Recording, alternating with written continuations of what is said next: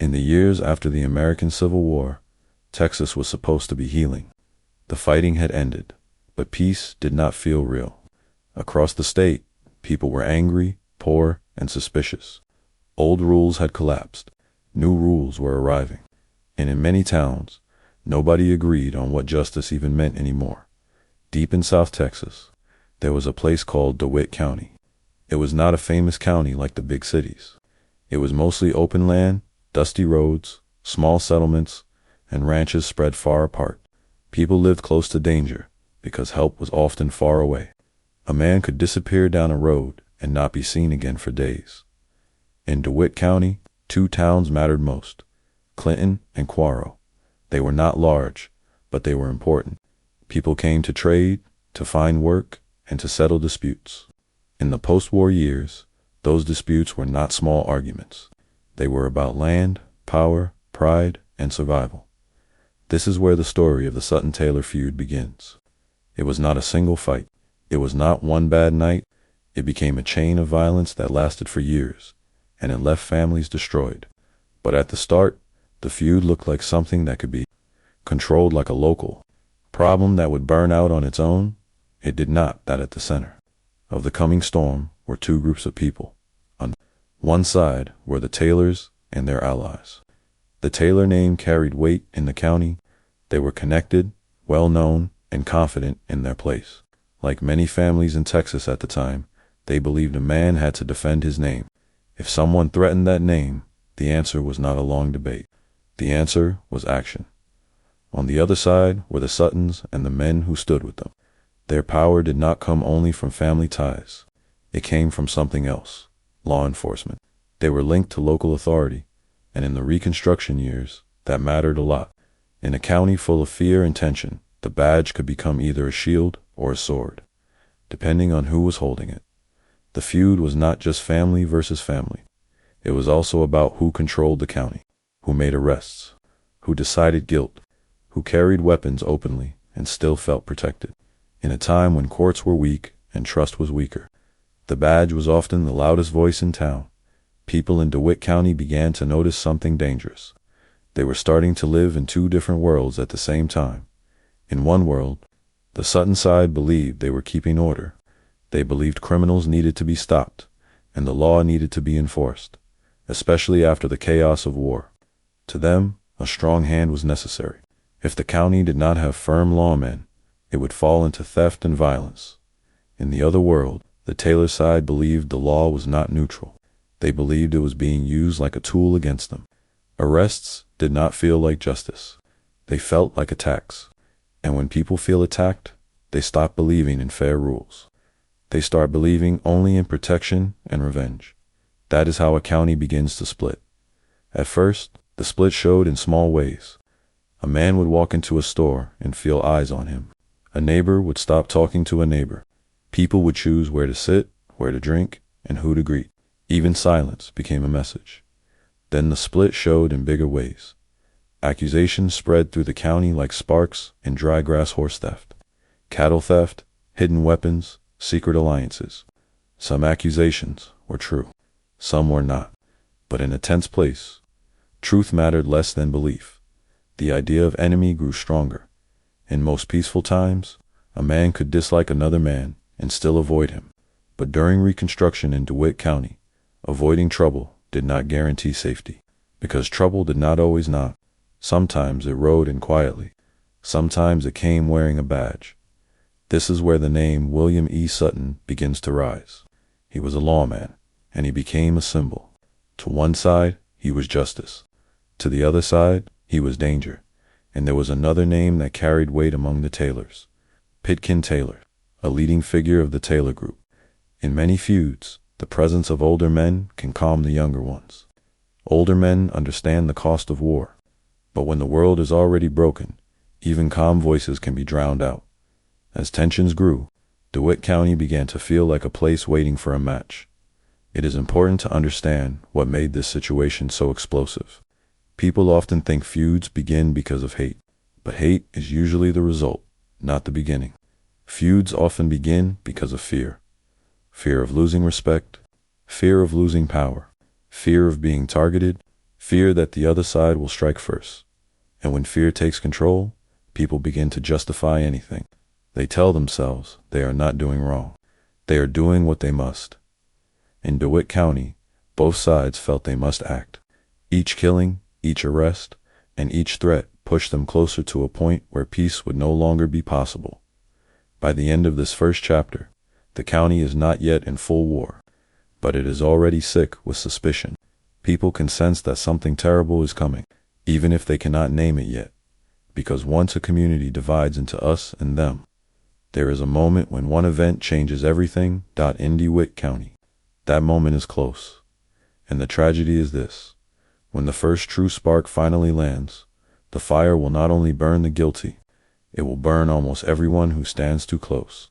The killing that turned tension into a blood feud, and why one death was treated like a declaration of war. By the time the Sutton-Taylor feud truly began, DeWitt County already felt like a room with no air. People were watching each other. Men carried weapons more openly. Rumors moved faster than the horses that carried them. Some folks still believed things would calm down. Others believed that the county was already past the point of peace. In this tense place, the law was not seen as a single thing. To some, the law meant order and safety. To others, the law meant pressure and control. It depended on whose name you carried and which side you were thought to belong to. This is where Deputy Sheriff William E. Sutton stepped into the center of the story. Sutton was not just a man with a badge. In DeWitt County, a badge could change the balance of power. It could decide who was hunted and who was protected. It could turn a simple accusation into a reason for violence. And Sutton was the kind of lawman people noticed. His name traveled, his actions were repeated and retold, sometimes with respect, sometimes with anger. On the other side of the growing divide was the Taylor family and their allies. The Taylors were not weak or unknown. They had ties across the county. They had friends, relatives, and supporters. They also carried pride, like many families did. Pride was not just an emotion back then, it was part of survival. A man's reputation could protect him or destroy him. And in those years, one of the most dangerous accusations a person could face was being called a thief. Horses were not just animals. They were transportation, work, and wealth. If you lost your horse, you could lose your job. You could lose your land. You could even lose your life if you were stranded far from town. That is why people treated horse theft like a serious crime, even when proof was unclear. In early 1868, the county was full of whispers about stolen horses and outlaw activity. Some people believed the Taylor side was connected to it. The Taylor side believed those claims were either unfair or exaggerated. Either way, the rumors were enough to raise tensions. Then the moment arrived. Sutton became involved in the pursuit of men suspected of theft. The details were argued by different sides, and each side told the story in a way that protected their own. But what mattered most was the outcome. During that pursuit, a Taylor man was killed. His name was Charlie Taylor. For Sutton supporters, the killing was simple: a lawman doing his job in a dangerous time. They believed the deputy acted with reason, chasing criminals in a place where criminals often fought back. They saw it as enforcement. But for the Taylor side, it felt like something else entirely. To them, it was not just an arrest gone wrong. It was a message delivered in the hardest way possible. A Taylor had died at the hands of a Sutton. In a peaceful world, this would go to court. There would be questions, witnesses, and maybe punishment. But DeWitt County in Reconstruction was not a peaceful world. Courts were slow. Trust was thin, and people rarely believed the system would treat them fairly. So instead of bringing calm, Charlie Taylor's death brought heat. The county reacted in the way people react when fear meets pride. They picked their version of the truth, and they held on to it like a weapon. Some said Charlie was guilty, and Sutton was right. Some said Charlie was targeted, and Sutton wanted blood. Some said the badge was being used to break one side and lift the other. The killing did something that can be hard to explain to modern eyes. It did not only take a life, it changed the feeling of the county. After Charlie's death, men did not speak the same way anymore. A glance could become an insult. A rumor could become a threat. People began to believe that violence was not just possible, it was likely. And in a feud, once violence becomes likely, it becomes expected. This was the moment the clock started. Now the question was not whether another death would happen. The question was when and who would fall next. The Taylors felt they had been struck and that the system would not protect them.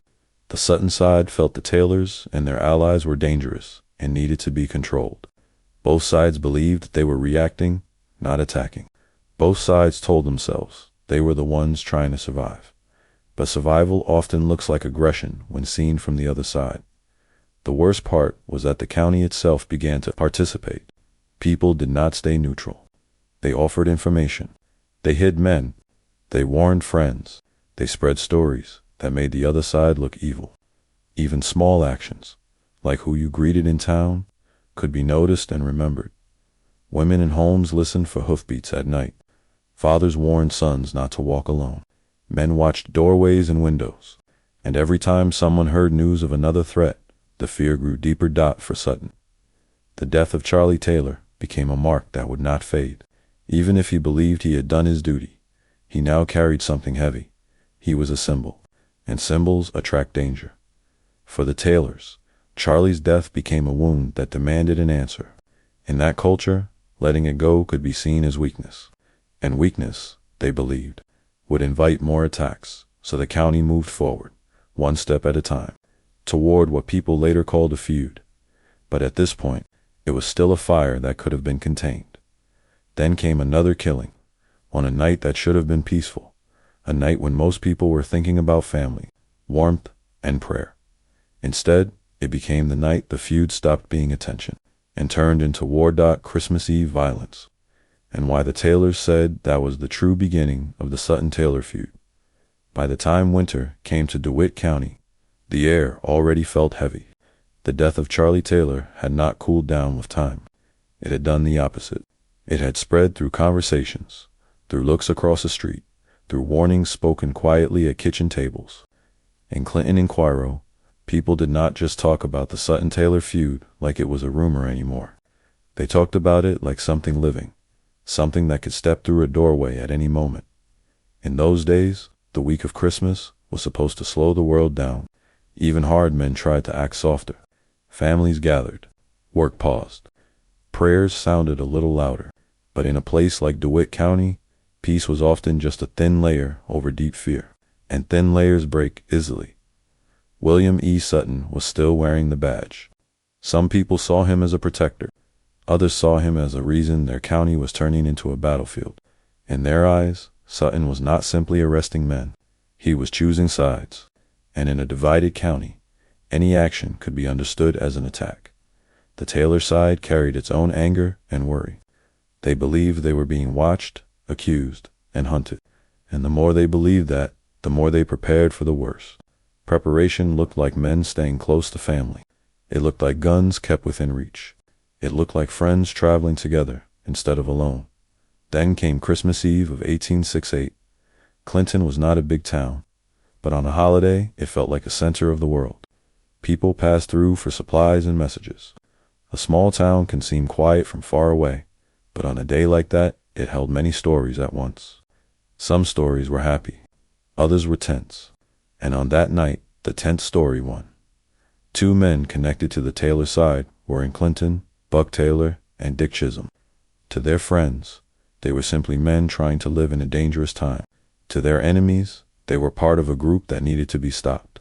In a feud, people are rarely allowed to be seen as individuals. They become labels. At some point, Sutton confronted them. What happened in those moments was argued for years. In places where people fear the law, every action by a lawman is questioned. In places where people fear outlaws, every action by a lawman is praised. The same event can become two completely different stories, depending on which side tells it. But one fact could not be changed. Buck Taylor and Dick Chisholm were killed. It is hard to explain what that did to the county. The earlier killing of Charlie Taylor had started the clock. But Christmas Eve made the clock louder. It made the feud feel official, like a public warning. People did not just whisper about the Sutton-Taylor feud after that night. They spoke of it with a grim certainty, because in the minds of many, killing on Christmas Eve crossed a line. Not everyone believed Sutton was wrong. Some people said Sutton was doing the job nobody wanted to do. They argued that dangerous men had to be confronted. They said the county needed strength. They said Sutton was trying to prevent theft and violence before it spread. But the Taylor sighed, and many who sympathized with them did not hear that explanation. They heard only loss. They heard only humiliation. They saw 2 more names added to a growing list, and they believed the list would keep growing unless someone stopped it. In the days that followed, the county changed in small but important ways. Men stopped laughing easily in public places. Store owners watched who entered and who left. People began to ask who was seen with who, and who rode with who. Even a friendly handshake could be interpreted as support for one side. Mothers started to keep children closer. Wives began to listen for the sound of horses at night. When footsteps stopped outside a house, people held their breath. In a small town, you learn the sound of your neighbors, and when you cannot recognize a horse or a voice, fear grows quickly. The killings also changed the way both sides talked about justice. To the Sutton side, justice meant law and control. They believed the county could not survive without strong enforcement. They looked at the Taylor side and saw danger growing, and they believed tough action was necessary. To the Taylor side, justice stopped meaning courts and officers. Justice became personal. It became something you handled yourself, because waiting for a fair decision felt like waiting to be attacked again. And that is the moment a feud becomes more than violence. It becomes a belief system. One side believes they must strike to protect order. The other side believes they must strike to protect dignity. And both sides begin to believe the same deadly idea. If we do nothing, we will be next. This is how a county slips into a cycle. Soon, people stopped asking, who is right, and started asking, who will answer. Because in feud thinking, an unanswered killing is not just a tragedy. It is an invitation. It tells the other side they can keep going. The Taylor faction felt pushed toward retaliation. Even men who did not want revenge felt pressure from friends and relatives. Nobody wanted to be the one who appeared weak. In a world where weakness could invite more attacks, pride became a kind of armor. At the same time, the Sutton faction grew more alert and more aggressive. If they believed the Taylor side might retaliate, they wanted to be ready. And being ready often meant being faster, harsher, and less patient than before. So, after Christmas Eve, DeWitt County entered a new phase. The Sutton-Taylor feud was no longer a problem in the background. It was now the main story of the county's life. And once the feud becomes the main story, it begins to pull other people into it. People who never wanted to choose a side at all, because the next part of the feud would not stay between a few men. It would spread into ambushes, new alliances, and deeper hatred. And soon, even powerful lawmen would realize that a badge alone could not control what was coming. The feud grows beyond one town, new killings, new targets, and the moment law enforcement starts to feel like an enemy to half the county. After Christmas Eve, DeWitt County stopped feeling like a community and started feeling like a battlefield. The roads between Clinton and Quarro seemed longer, even though they were the same roads as before. People still rode to town for supplies, but now they rode with caution. They looked behind them. They listened for hoofbeats that did not belong. The Sutton-Taylor feud was no longer a rumor. It was a daily reality. The most dangerous change was not only the violence itself, it was how people began to see the law. In a healthy place, the law is supposed to be the referee. In DeWitt County, the law started to look like a player in the game. William E. Sutton's badge carried weight, but it also carried fear. To his supporters, he was still a man trying to keep order. To his enemies, he had become proof that the system was tilted. They believed he could kill and still stay protected. They believed he could arrest their friends and call it justice. The Taylor faction and their allies felt pressure closing in from many directions. They heard accusations of theft. They heard rumors that more warrants were coming. They heard that certain men were wanted. In a divided county, being wanted did not feel like a legal label. It felt like a target placed on your back. As the feud grew, the county's arguments began to sound like this. One side said, the Taylors are criminals. The other side said, the Suttons are using the law as a weapon. Both sides believed their story, and when both sides believe they are fighting for survival, peace becomes almost impossible. Around this time, another figure begins to stand out in the feud's history. Jack Helm. Helm was not just a local man. He had been connected to state-level law enforcement during Reconstruction and later became a sheriff in the region. Some people saw him as a strong hand, exactly what was needed in a county full of fear and violence. Others saw him as something worse, a man with power who could act without consequences. In a place where people already doubted fairness, a man like Helm could intensify everything. To the Taylor side, law enforcement no longer felt like protection.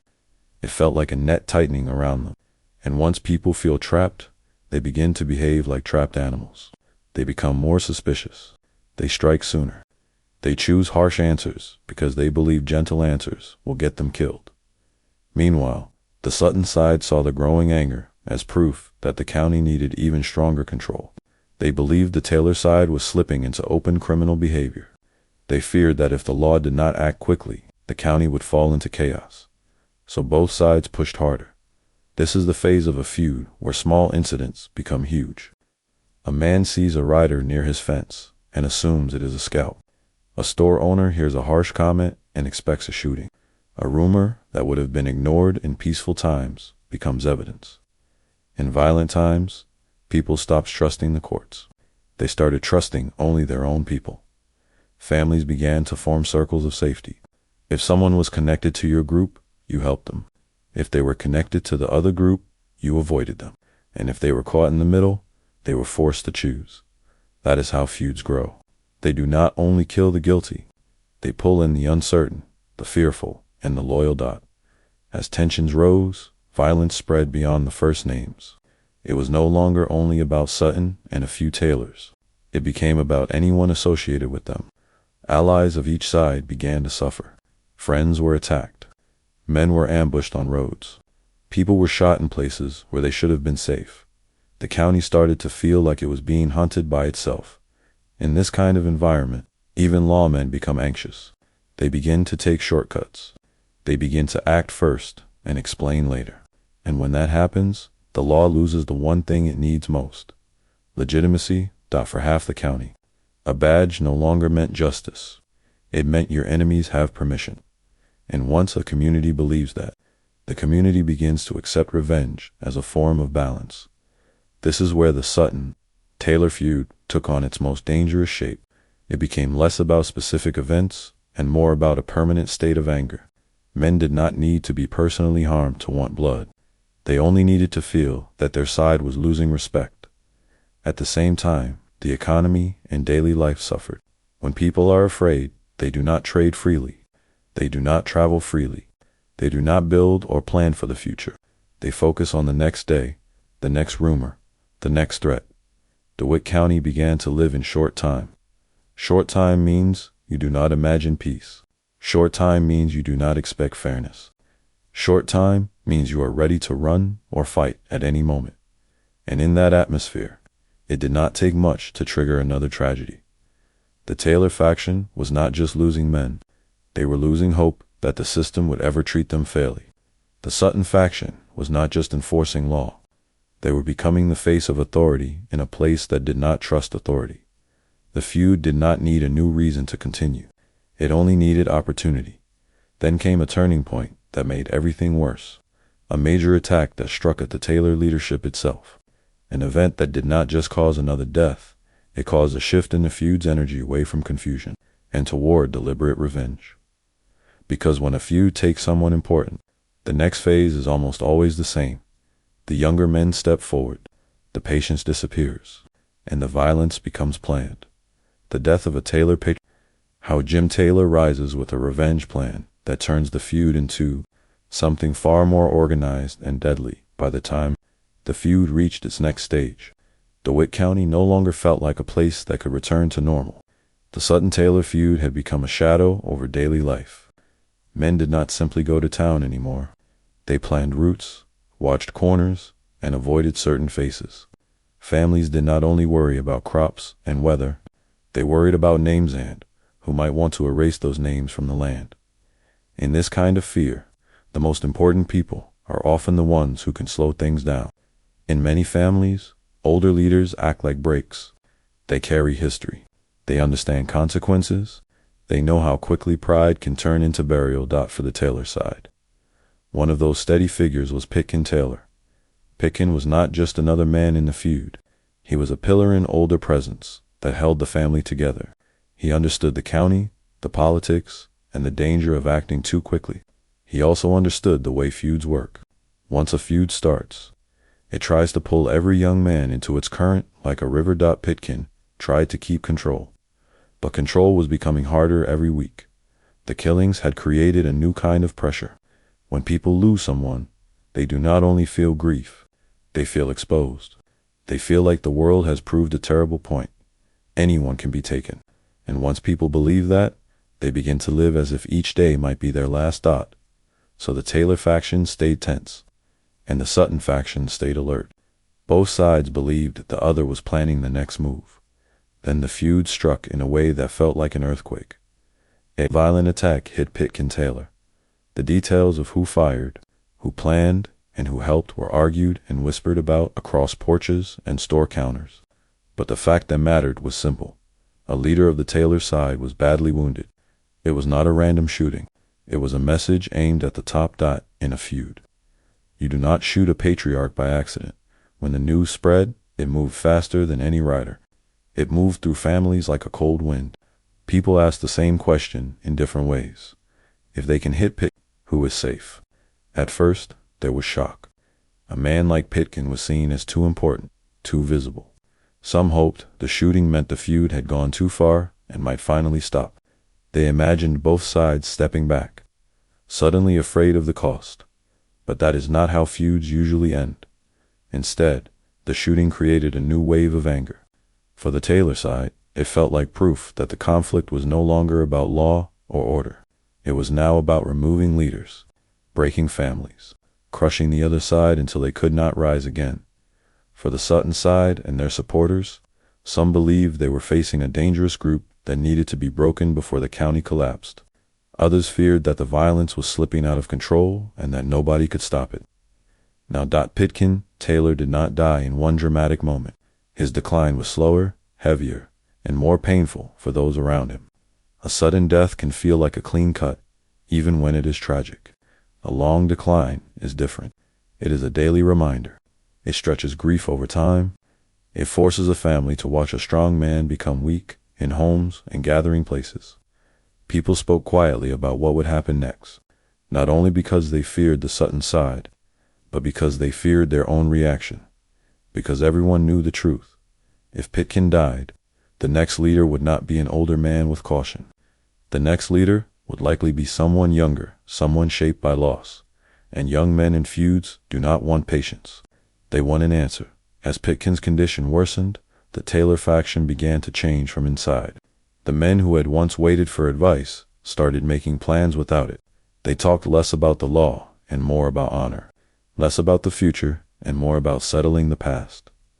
In those conversations, a name began to rise again and again. Jim Taylor. Jim was not new to the feud, but now he was becoming central.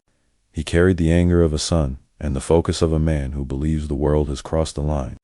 He watched his family suffer and began to believe that waiting for justice was the same as begging. And Jim was not alone.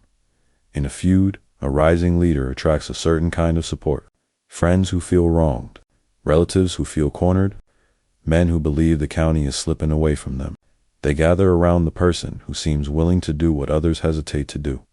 So while Pitkin lay in pain, the feud quietly prepared for a transformation. There is a cruel pattern in many blood feuds. At first, the violence is chaotic. People react. They strike in anger. They make mistakes.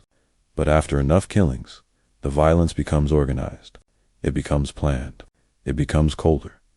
The Sutton-Taylor feud was moving into that colder stage.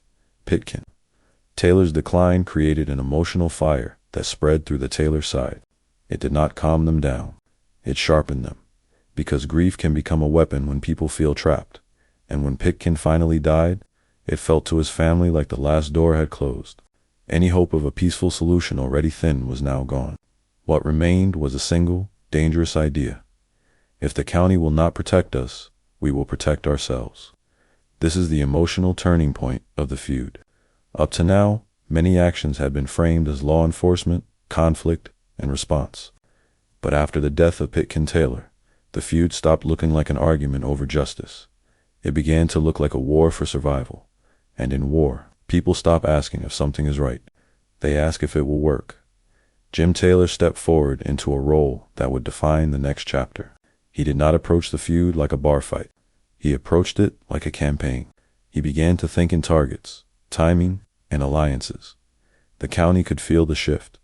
Even people who tried to stay neutral began to sense that something worse was coming. Not louder violence, more focused violence. The kind that arrives without warning and leaves no room for forgiveness. Because when a patriarch falls, the feud does not soften, it hardens. Jim Taylor turns grief into a plan how retaliation becomes strategy, and why DeWitt County enters the most deadly phase of the Sutton-Taylor feud after Pitkin Taylor's death. The feud did not slow down. It sped up. In DeWitt County, people had seen violence before, but this felt different now. This was not only anger exploding in the moment, this was anger that had learned how to wait. It was anger that started to think like a hunter. And the man at the center of that change was Jim Taylor. Doc Jim did not step forward with loud speeches. He did not need to. The county already understood what his rise meant. A younger leader was taking control, and younger leaders often carried less patience and more fire. Jim believed his family had been pushed to the edge. He believed the law had not protected them. He believed the Sutton side had taken too much and would keep taking until someone forced them to stop. So Jim made a decision that shaped the next chapter of the Sutton-Taylor feud.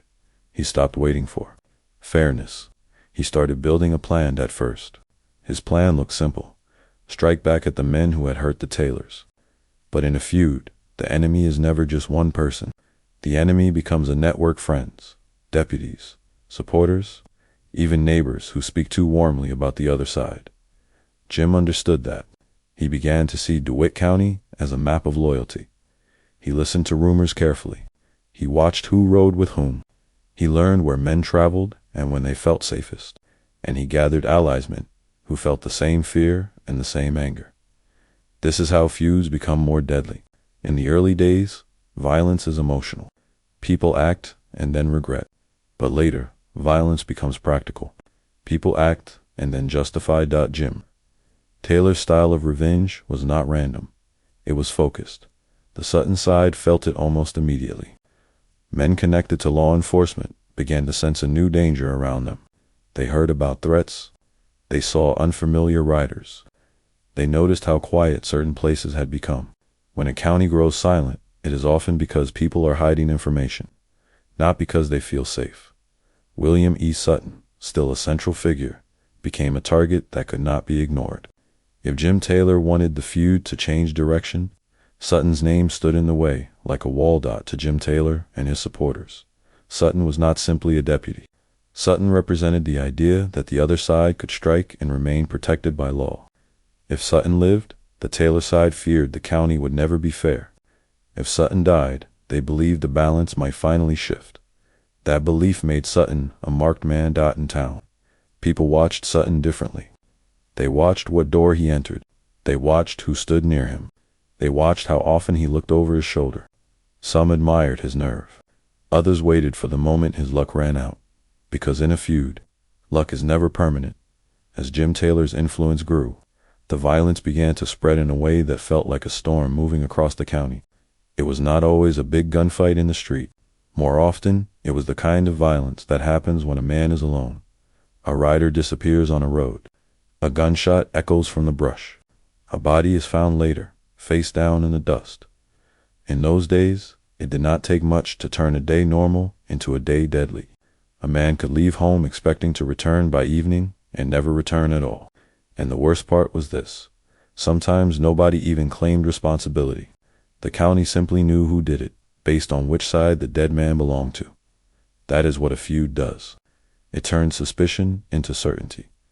The Sutton side responded in the same language the feud demanded. They strengthened their own group. They relied more on men they trusted. They prepared for retaliation. They also started to assume the worst about anyone linked to the Taylors. The county was now trapped in a loop. One side feared being attacked. so they attacked first. The other side feared being attacked, so they attacked back harder. And the people in the middle, store owners, farmers, travelers, were caught between forces they could not control. At night, homes in DeWitt County became small forts.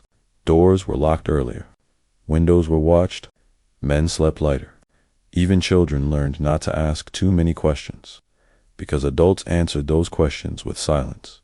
Jim Taylor's group grew more confident as they continued. Confidence is a dangerous fuel. Each successful strike taught them something, that the other side could bleed, and that the county could not stop it. But confidence also increased risk. The more Jim's side attacked, the more they became hunted.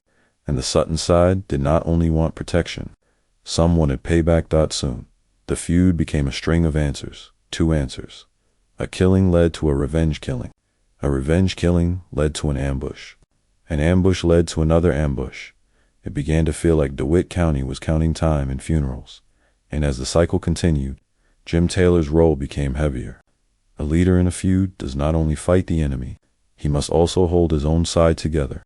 He must keep allies loyal, calm fears, and prevent mistakes that could bring disaster. But the more blood spilled, the harder it became to control the men around him. Some wanted to strike too quickly. Some wanted to strike at the wrong targets. And in a feud, one mistake can bring a terrible price, not just for the man who makes it, but for everyone connected to him. Still, Jim Taylor pushed forward. He believed the feud had reached a point where stopping would mean losing. And in his mind, losing did not mean defeat. It meant more deaths for his family. So he kept going, step by step, deeper into conflict. Meanwhile, William E. Sutton remained alive, and that fact alone kept the feud burning. As long as Sutton lived, the Taylor side saw unfinished business. As long as Jim Taylor led retaliation, the Sutton side saw a threat that might never end. The county began to whisper about outside forces, about bigger lawmen, stronger law, and the possibility that this feud might draw attention beyond DeWitt County, because the violence was no longer small enough to ignore. It had become famous for the wrong reasons, and as the feud grew, it began to attract men who did not belong to either family, but who belonged to violence itself. Men who lived for gunsmoke, reputation, and fear, the kind of men whose names traveled far. Soon, one of the most feared names of the era would step into the feud's path. And once that happened, the Sutton-Taylor feud would enter its darkest stage. A notorious outlaw joins the story. How John Wesley Hardin becomes connected to the feud, and why the killing of a powerful lawman changes everything.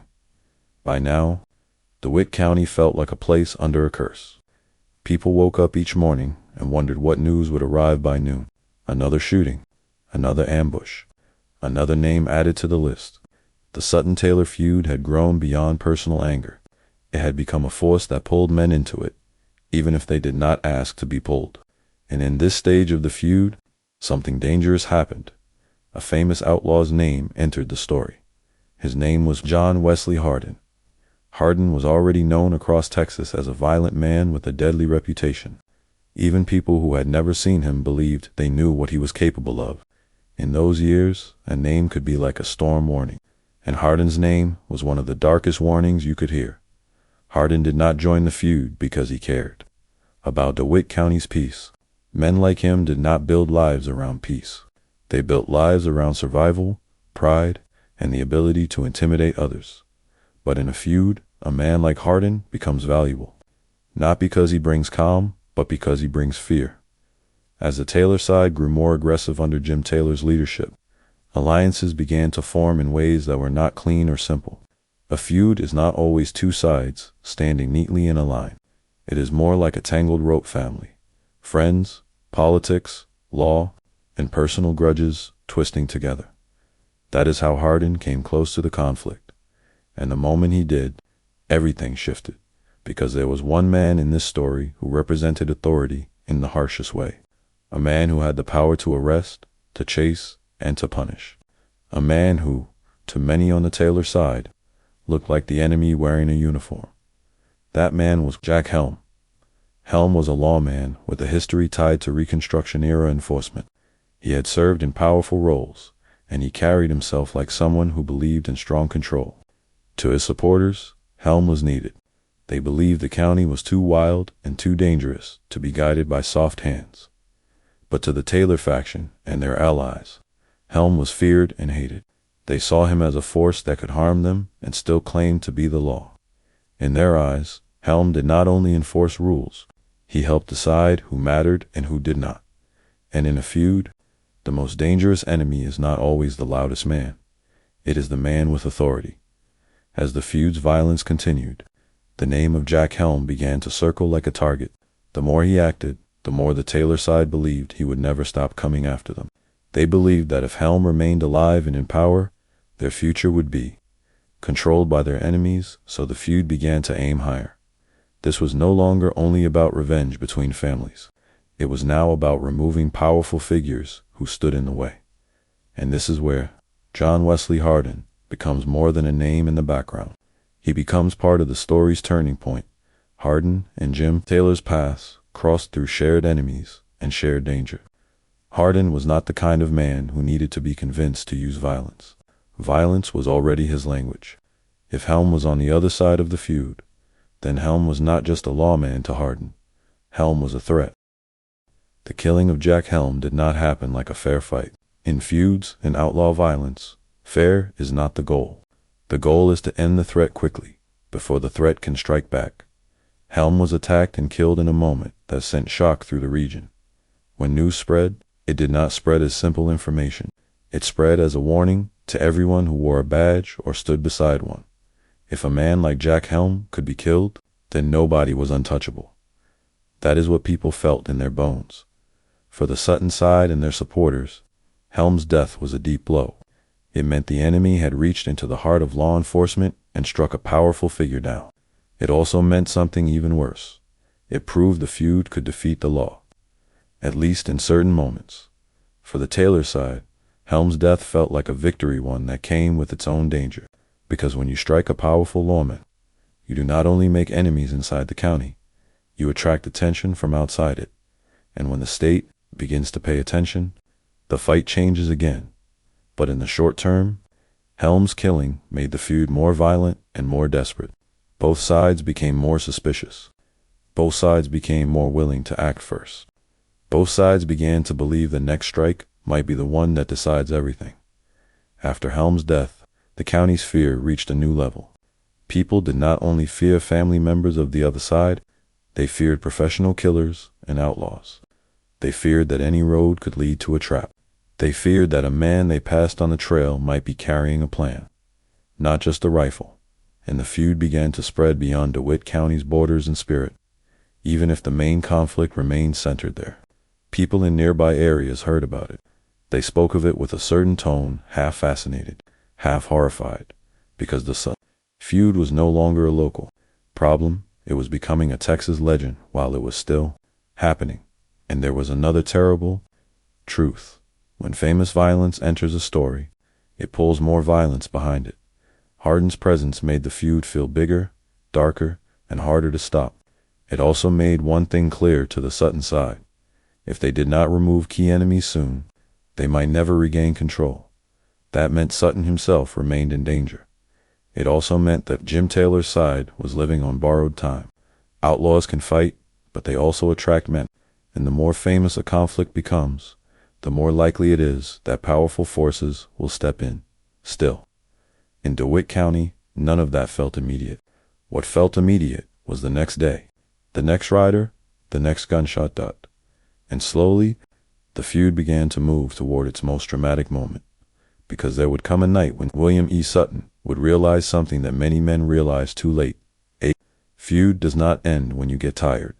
A feud ends when you are gone. Sutton would try to leave. He would try to step away from the county's poison. He would try to reach safety. But the feud had already learned how to follow. The night Sutton tried to escape Indianola's dock, the sea air, the ambush, and the moment the feud proved there was no simple way out. By the time the feud reached this point, DeWitt County was living inside a pattern. A killing would happen. People would whisper. Men would arm themselves. Someone would answer. And the answer would create another question that could only be solved with more blood. The Sutton-Taylor feud had become its own kind of clock, ticking forward through grief and fear. William E. Sutton could feel it. He had been a deputy sheriff, a man tied to law and authority in a county that no longer trusted either one.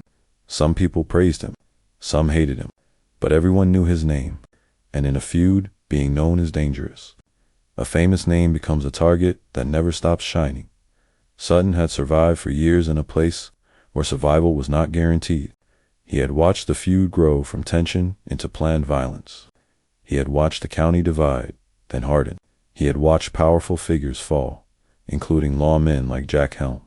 And after Helm's death, the message was clear to anyone paying attention. If the feud could reach Helm, it could reach anyone at some point. Sutton made a decision that surprised some and satisfied others. He decided to leave. It did not look like surrender. It looked like a man finally admitting a truth. The feud could not be controlled anymore. It had moved past reason, past courtrooms, past simple fear. It had become personal history written in gunsmoke. Sutton may have believed that if he could get out of the county, the fire might cool. He may have believed distance could create safety. He may have hoped the feud would lose interest once he was gone. But feuds do not behave like normal conflicts. They are not solved by distance. They are carried in stories, and stories can travel anywhere. Sutton's route out led toward the coast, to a place called Indianola. Indianola was different from Clinton or Cuero. It was a port town by the sea, with docks and ships and salt air. The sound of the ocean made it feel like the world was bigger than DeWitt County. People came and went. Goods moved. News moved. In a place like Indianola, a man could imagine starting over. For Sutton, Indianola represented escape. But for the feud, Indianola became a stage. Sutton traveled with a companion named Gabriel Slaughter.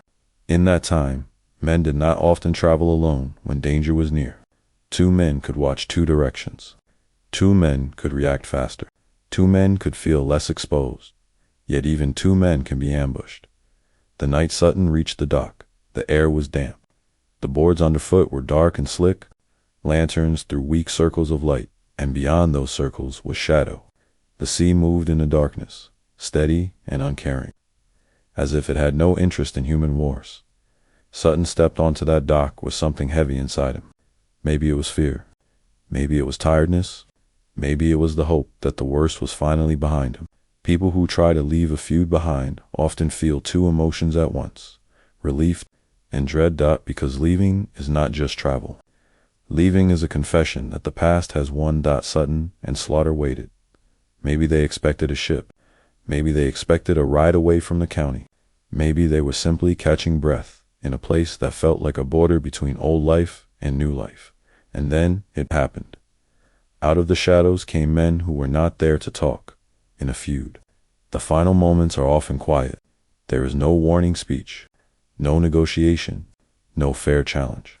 Ambush is not cowardice in a feud. Ambush is efficiency. It is the fastest way to remove a threat and avoid a fight that could go wrong. Gunfire cracked the night. The sound of shots on a wooden dock is sharp and cruel. It echoes. It bounces off water. It turns the air into panic. Sutton was hit. Slaughter was hit. There was no time to run far. No time to find cover. The dock did not offer safety.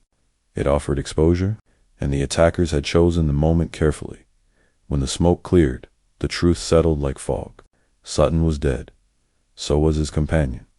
The sea kept moving. The lanterns kept flickering, and the feud proved one of its darkest rules. You do not get to walk away. News of Sutton's killing spread quickly, and it struck the county like a hammer. For Sutton's supporters, it felt like the world had turned upside down. A lawman killed while trying to leave. Not in a fair fight, but in a planned strike at a place of travel and transition. It felt like the enemy had turned the entire state into a hunting ground. For the Taylor side and their allies, Sutton's death was seen by some as justice and by others as the inevitable result of years of violence. But even for those who celebrated, there was a shadow behind the celebration. Because Sutton's death did not end the feud. It inflamed it. When one side loses a symbol, they often respond with desperation. And Sutton had become more than a man. He had become a banner. Now that banner had fallen, and the people holding it would want to lift it again with blood. The killing at Indianola also changed how the state saw the problem. A feud that kills on the coast, at a public dock. In a town connected to travel and commerce, this does not look like a small local dispute. It looks like disorder spreading. It looks like law breaking down. And when the law feels humiliated, it often strikes back harder. In DeWitt County and beyond, people began to sense that retaliation was coming, not only from Sutton's friends, but from forces larger than family.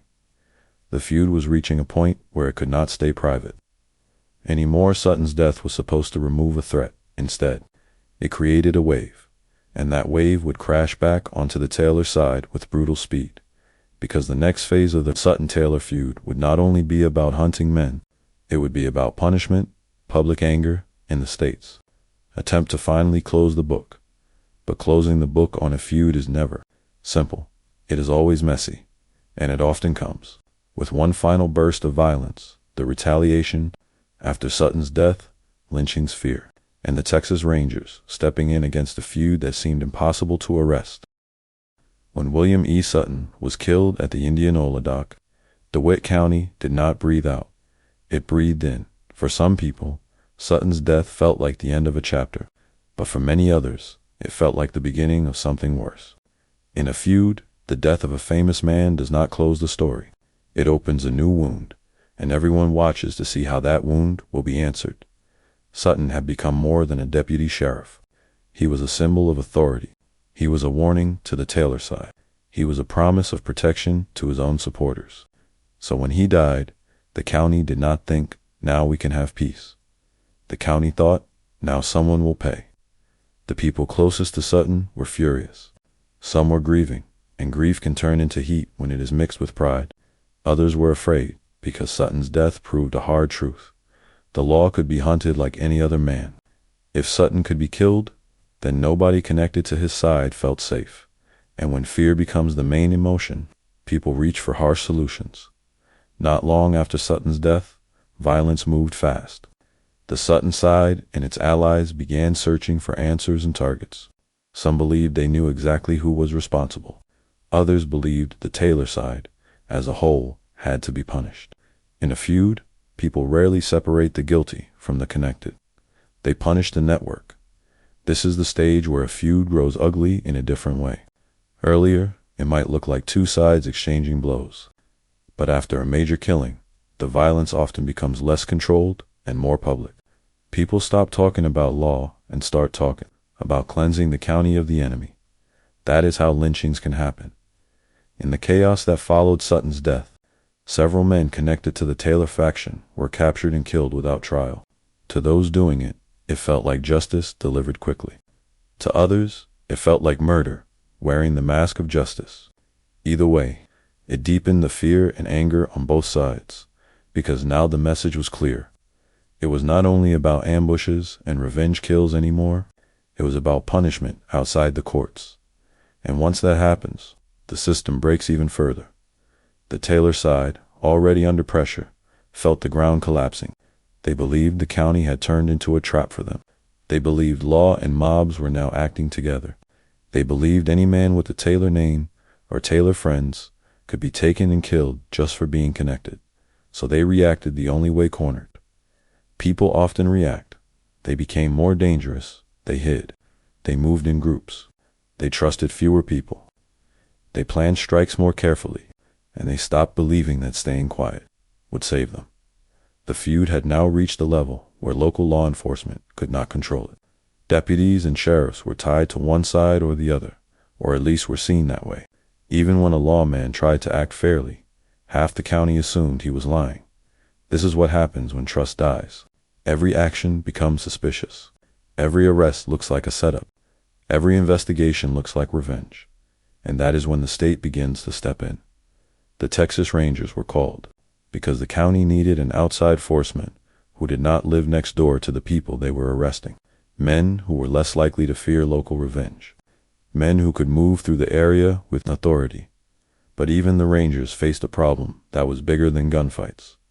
You can arrest a person, you can hunt a gang, you can patrol roads, but you cannot easily arrest a feud.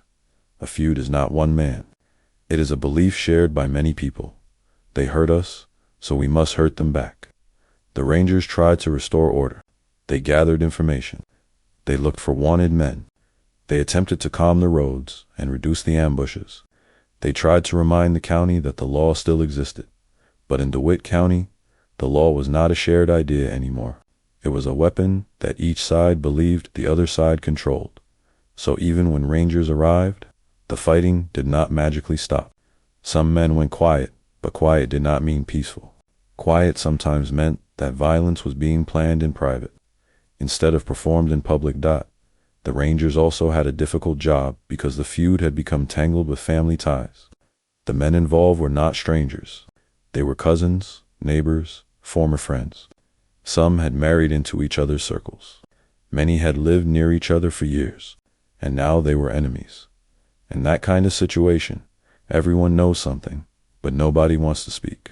Witnesses stay silent. People forget what they saw. Others tell half-truths that protect their own side. The Rangers could ride into town with authority, but authority cannot force people to trust you. So the feud kept breathing. Some days were calm, then suddenly someone would be killed, and the fear would surge again. It was like a fire that kept finding new dry grass. Meanwhile, the county's normal life continued to break down. Business slowed. Travel became risky. Families avoided public gatherings. Weddings, church meetings, and celebrations felt smaller and more guarded. When a feud grows, it does not only kill people, it kills the future. It teaches young men that violence is a normal solution, and the longer the feud lasted, the harder it became for anyone to stop without losing face. Because stopping could look like surrender, and surrender could invite another attack. So each side stayed trapped in the same logic. If we stop, they will finish us. The Rangers kept pressing, but the feud was already famous. People outside the county were watching, and fame can make things worse. Some men wanted to protect their reputation. Some wanted to look fearless. Some believed the feud was their story now, and they had to play their part until the end. But history shows that feuds do not end because one side suddenly becomes kind. They end because something breaks. A leader dies. An alliance collapses. A man runs out of hiding places. The community becomes too exhausted to keep paying the price. In DeWitt County, that breaking point was getting close. The pressure on the Taylor side was rising, and the state's attention was increasing. The circle was tightening, and one person, more than anyone, carried the weight of that circle. Jim Taylor. He had pushed the feud forward with strategy and force. But now, with Sutton dead and retaliation spreading, the danger around him was growing from every direction. The men who hated him wanted him gone. The law wanted control. Even some allies feared the feud was becoming too big to survive. Jim Taylor was not just fighting enemies anymore. He was fighting time, because the end of the feud was coming, not as peace, not as forgiveness, but as a final clash. The feud's last collapse, how Jim Taylor's fate sealed the feud proper, and why the end felt less like victory and more like exhaustion. By the time DeWitt County reached the final stage of the Sutton-Taylor feud, people no longer asked who started it. That question had been buried under too many funerals. Now the county asked a colder question: who is still left? The years of killings had changed everyone. Some men were dead.